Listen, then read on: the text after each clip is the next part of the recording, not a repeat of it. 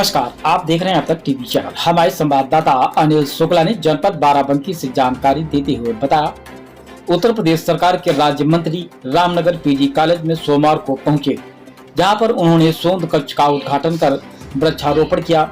छात्रावास का निरीक्षण के उपरांत रामनगर पीजी कॉलेज के छात्रों के साथ राज्य मंत्री ने बौद्धिक संवाद किया और राज्य मंत्री असीम अरुण ने छात्रों के बौद्धिक संवाद करते हुए कहा कि आप सभी छात्र हमारे देश के भविष्य हैं। आगे चलकर आप में से ही कोई लोग अधिकारी बनेंगे, कई नेता तो कोई बिजनेसमैन बनेगा। इसलिए उत्तर प्रदेश सरकार प्रदेश में शिक्षा पर विशेष ध्यान दे रही है। शिक्षा पद्धति की नीति में सरकार के द्वारा लगातार बदलाव किए जा रहे हैं ताकि उच्च शिक्षा प्रदेश के सभी छात्रों को प्राप्त हो सके। आप सभी छात्रों का दायित्व है कि आप पूरी लगन और मेहनत के साथ में अपने अध्यापकों के द्वारा बताए गए दिशा निर्देशों पर दी जा रही शिक्षा का उचित इस्तेमाल करें।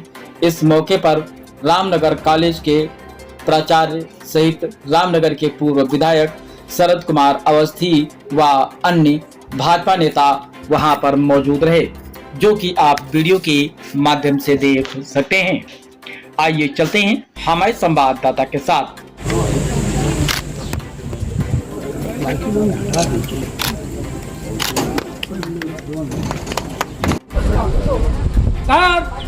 बगल सब तिरखा रहेगा।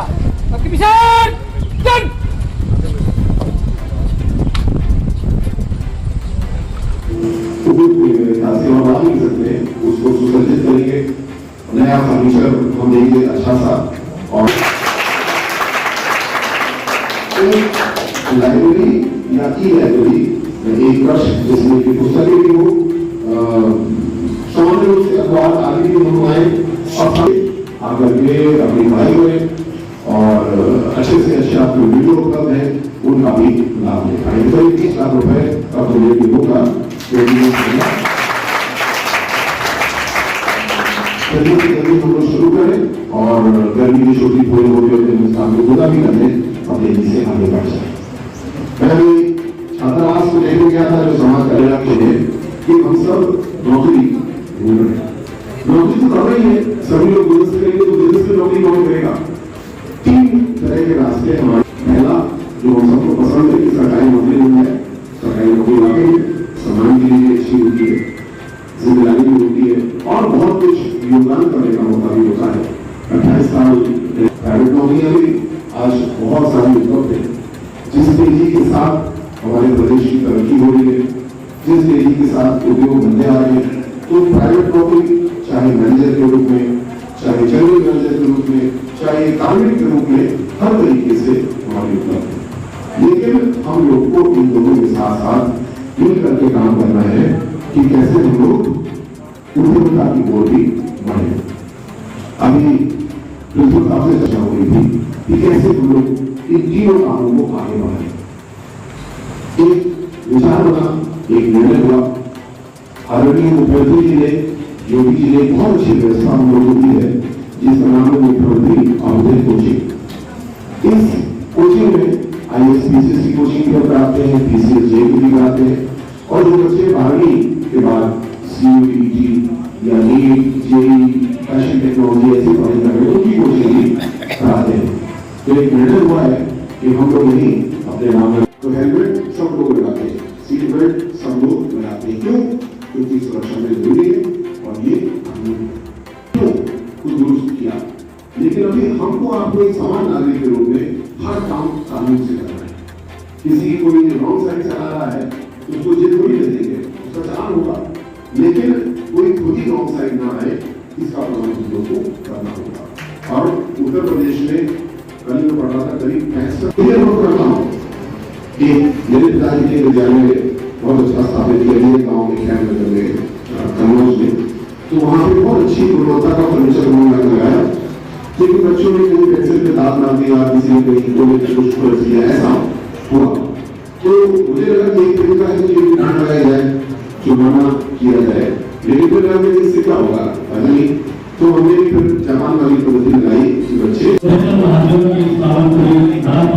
आपका भारत कार्य परिवार की ओर से, केंद्र विभाग की ओर से, राजनीतिक विज्ञान विभाग की ओर से पूरा बहुत बहुत स्वागत। मैं आदरणीय मुख्यमंत्री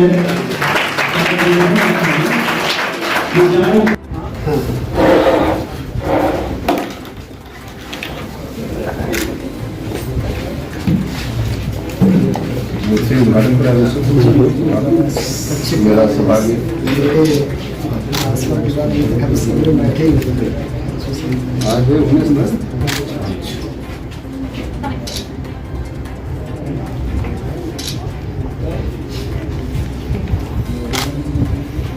सर ये बताएं, बहुत परिचर्चा में क्या कहना चाह रहे हैं और युवाओं के लिए सरकार क्या कर रही है?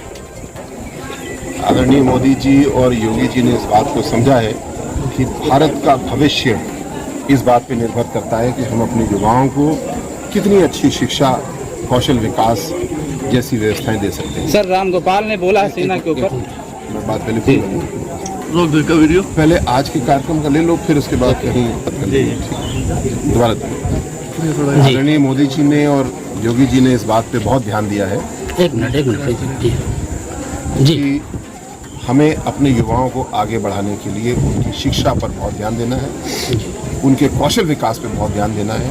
हमारे बच्चे चाहे सरकारी नौकरी करें, चाहे प्राइवेट नौकरी करें, चाहे अपना बिजनेस लगाएं, तीनों ही सूरत में जो विकसित भारत की तस्वीर है वो हमारे बाराबंकी, हमारे रामनगर में जो शिक्षा बच्चे ग्रहण कर रहे हैं उसी के सहारे आगे खुलेगी। सर ये बताइए, आप पुलिस में वरिष्ठ पद पे थे और राजनेता में भी इस समय हैं, समाज को उत्थान करने में किस तरह से आपको देखना पड़ रहा है इसमें?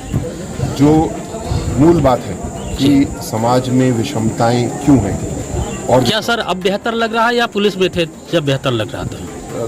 दोनों ही चीज़ें बेहतर हैं। जीवन में कहीं भी सब कुछ मीठा मीठा नहीं होगा, कुछ वहाँ मीठा था, कुछ वहाँ कड़वा था, कुछ यहाँ मीठा है, कुछ खट्टा भी मिलेगा।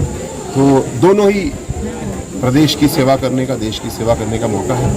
एक मंत्री के रूप में अब मैं समझता हूँ मैं नीति निर्धारक हूँ, एक पुलिस अधिकारी के रूप में मैं प्रोजेक्ट मैनेजर था, या किसी जिले की जिम्मेदारी होती थी पुलिस अधीक्षक या कमिश्नर। दलित वर्ग के लिए सरकार किस तरह देख रही, जो उनका भी मान सम्मान बढ़ जाए?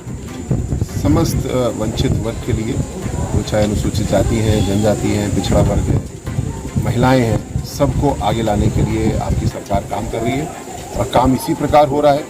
शिक्षा सबको मिलनी चाहिए अच्छी से अच्छी, जिससे कि स्वावलंबन की ओर बढ़ पाए।